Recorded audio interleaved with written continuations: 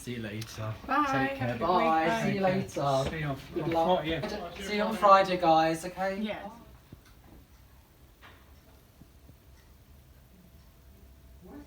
Attach some of that thing into that. That should be alright. Is this one? So you want the wire going on there, and so what I'll do is I'll get a screw. Yeah. Where's the wire? The wire there, that should be enough. Okay, so I will leave it like that. Okay. Oh, that's very well. Oh, these are the birds, yeah. The gold is lovely against the red. I know. I want maroon walls and like. I can never own a house. I've got so much stuff, but I can't show it because it needs to be spread out a bit. What do you think of that at the bottom? The cushion, Yeah. I really like it. Yeah. Can I go through there, through there, through there? Through there to through there. Yeah, nice. That's quite strong.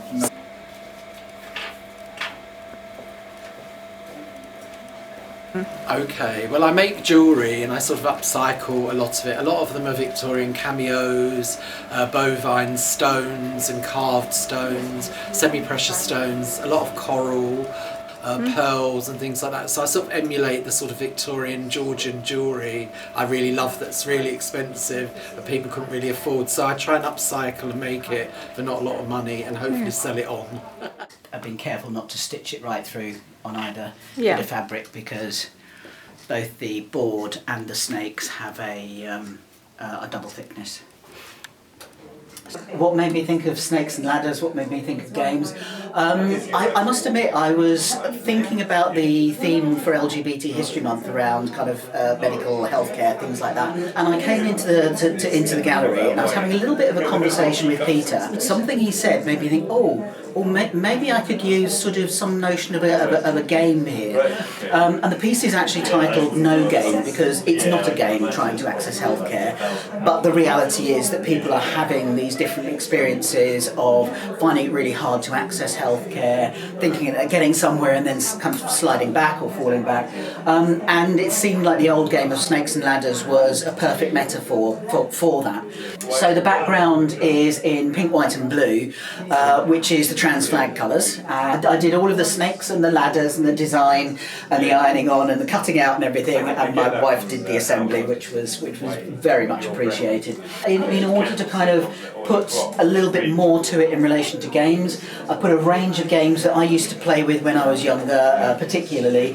Got them from eBay, so that they were from round about the same kind of period as well that I would have been playing with them. And each of them I've modified in some way so that they are in some way, shape or form speaking a little bit to the theme, but in many instances you have to look quite closely to see what the modification is. So to give you a couple of examples, there's a Monopoly board there, and instead of the 4 London train stations, there's 4 gender identity clinics. In terms of Cluedo, the character cards have all been changed a little bit, whereas historically all the people with titles like Professor and Doctor and things were male. Well, they're not that way anymore, and they're not all using binary titles either. And in terms of the board, it's changed up for places like the study and the ballroom, which you find in traditional Cluedo, for places like the hospital and shared housing and classroom and on the street, for places where people might actually encounter violence. There are 4 images of 4 white trans men who were all either doctors or clinicians in the first half of the 20th century. Robert Allen, who was a radiologist, who was also the subject of another piece I made called Phoenix a few years ago. Michael Dillon, also known as Lobsang Jivalka, who was a doctor, a GP, then a ship's doctor, and then latterly a monk. Alan Hart, who was a doctor and a radiologist, and Ewan Forbes, who was a GP and personal experience as a white transmasculine person. That tends to be where I find some of my synergies.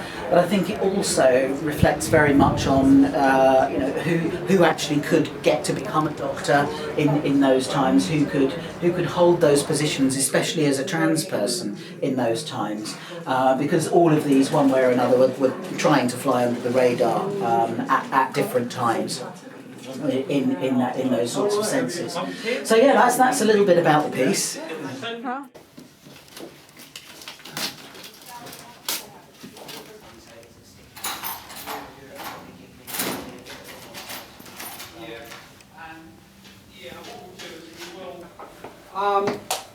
Yeah, no, that's brilliant actually.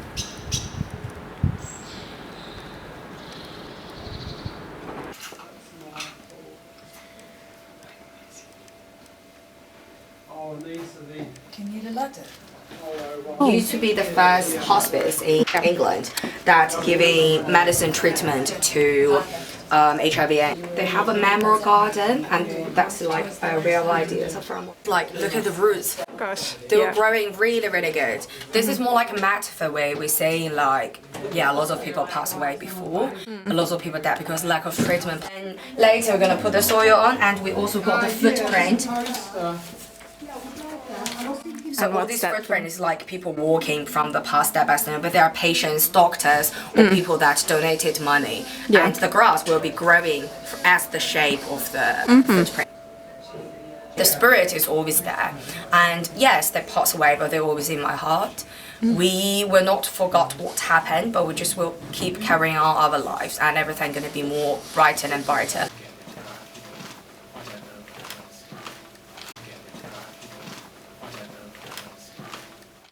It's much better because it's further towards you, and it doesn't look as disproportionate. And I think that it's better because that's kind of how people definitely think that I learned a lot about what it actually, takes to make an exhibit, as opposed to. You kind of think it's easy, but it's a lot more work and a lot more hands-on. It's also very nice to see so many queer artists around doing all this, especially established queer artists. I was just going to say that being queer is a protest, being black is a protest, being anything outside of the box of the social norm or the status quo is a protest. So happy to be here in a space. What they torture, and now they do what they torture, and now they do what they torture, and now they do what they torture.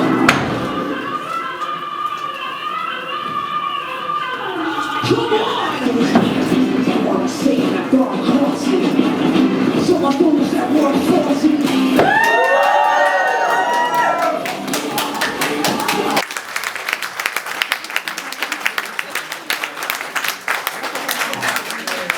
I'm a playwright and performer, and as our lovely MC said, I am performing a section from my show Future Queer for you tonight. The show is currently at the King's Head Theatre in Islington, very nearby. I want you to imagine it's 2071 and the whole world is queer. If anyone's wondering how the whole world turned queer, some drag queens went into a line. Wonderful brown and a little bag. Last year she was wearing a lot less than that, I must say. But she's fully clothed and all in black and white. Wonderful. Green is this season's new look, and I definitely love that. Look at the quality there, feel the weight, and look at those lovely shoes, what they're gorgeous. Now, I don't know, can we buy it as a very modern fashion? So it's not a traditional song. Thank you for that. Look at that! Please, if you don't like threesomes, cover your eyes. But this is very, very colourful. Yeah. Three ladies together. That's it, yeah, very good. Welcome. Get in touch with us very afterwards and you get a new book. And now this lady, she's from Liverpool.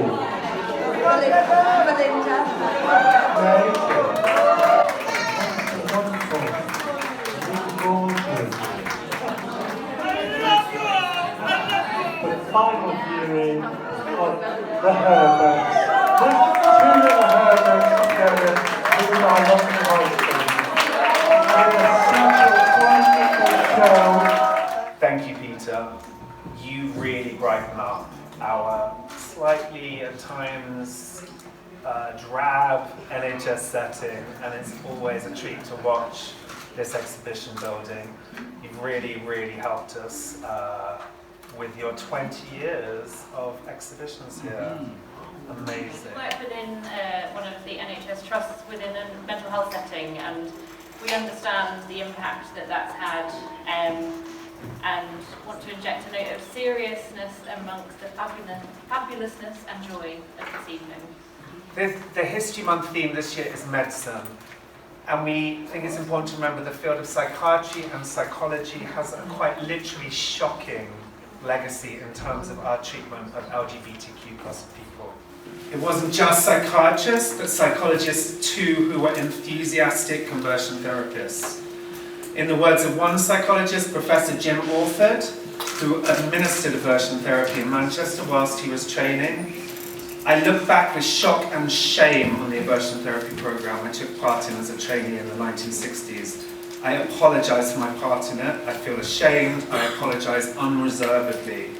I am also pleased to say it no longer plays any part whatsoever in professional psychology in the UK, nor could it. We think there is an argument for a truth and reconciliation process and some reparative justice as to the treatment. So to end our relatively short time here, we just wanted to say, be joyful, be proud, be kind, be angry, be the angelic troublemakers, be fully and wonderfully authentically human, and be proudly diverse. She Where is the... We'll figure it out one day. Is that you? Yeah. Yeah, you guessed. Trying to fend him off. Kevin didn't know. They did a song together. That's all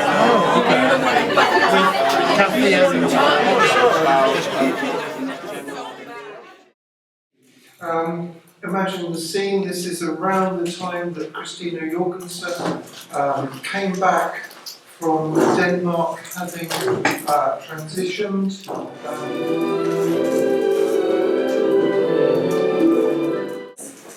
Face mask, which is kind of, it's dripping off my face. I'm kind of unsure whether to hold it to my face or not, because I wasn't sure if I wanted to let go of this mask at risk of being not accepted, like how Glenn, feared that his wife would not love him if she found out this secret. Despite it being made in 1953, there's still elements of the film that I could find myself relating to. And they're talking about Glenda being, when Glenn's at home, he becomes Glenda, and that's why he's comfortable and happy.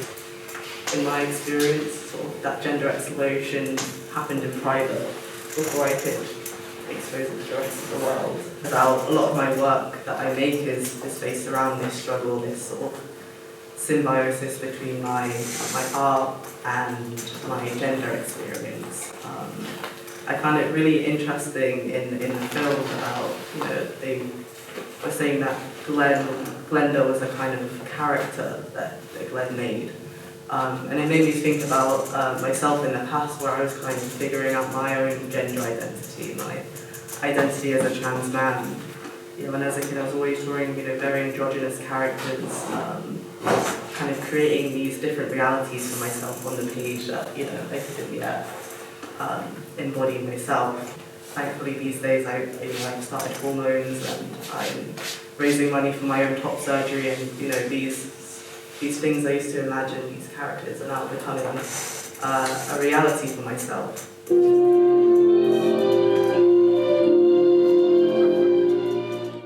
This is inspired by fairy tales, comic books.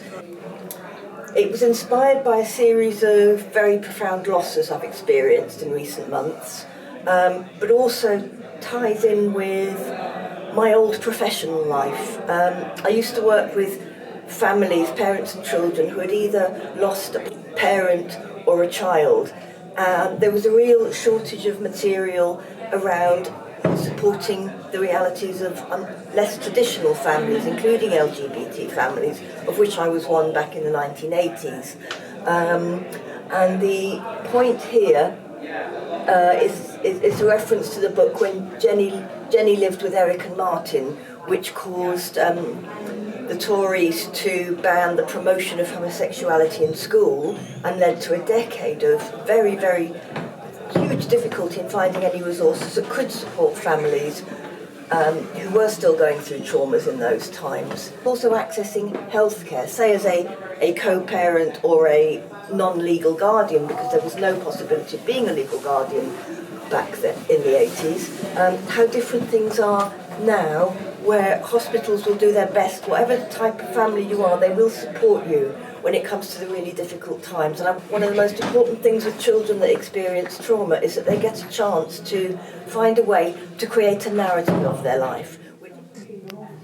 The postcard is part of a series called Greetings from Paradise, Hi Mom and Hi Dad. It's postcards that I decided to write to both my mom and dad who passed, one each, and it's going to be quite a few of them.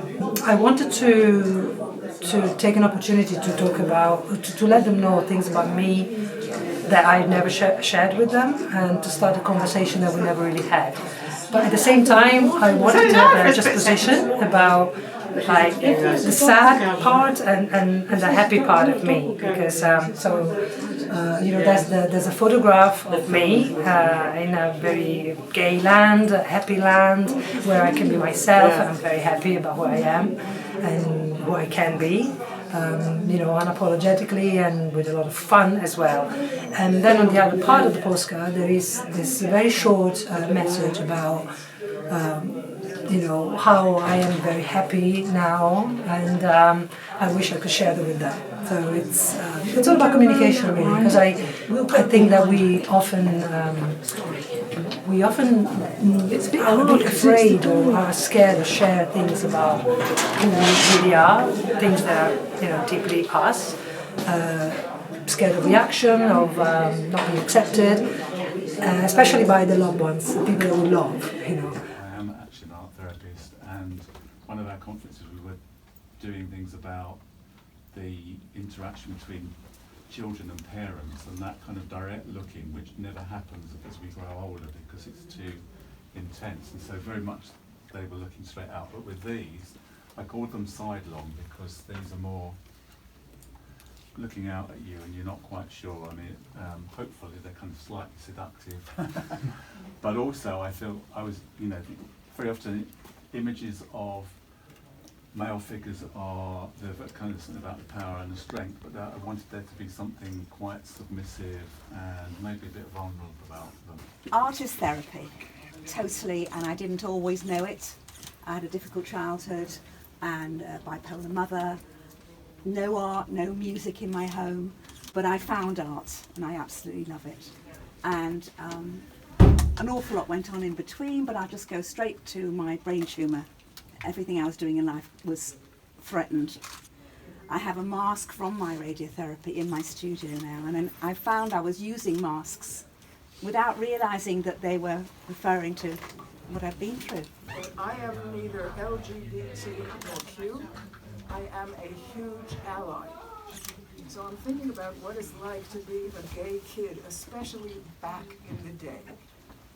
I had a message on Facebook from an elder gay man who lives in America, and he says it's so much better than I could say it. The painful part of being a queer kid is not in the knowing that you're queer, it's in the not knowing. You know you're different, but you don't know why. The other kids know you're different too. In fact, they never let you forget it. But no one gives you a language for it. No one gives you a mirror. So, and I have tons and tons of junk that I've been collecting since I was a kid. So it all comes into practice. It's not appropriation, it's appreciation. James Gray, who's one of the psychologists here, he stopped me. He said, "This is so spot on with what all our work is at the moment." And I said, wow, my reading of it has been a little bit different, but it is to do with conversion therapy. I guess the tower really represents your whole life and your whole personality and your inner being. Being struck by lightning, basically. And it's based on the Tower, the tarot card, which is a card that no one likes to pick, you know, it's disaster, it's hence the darkness around it. And I think that these kind of therapies, they're like it's a punishment. And it's shocking that it's not that long ago.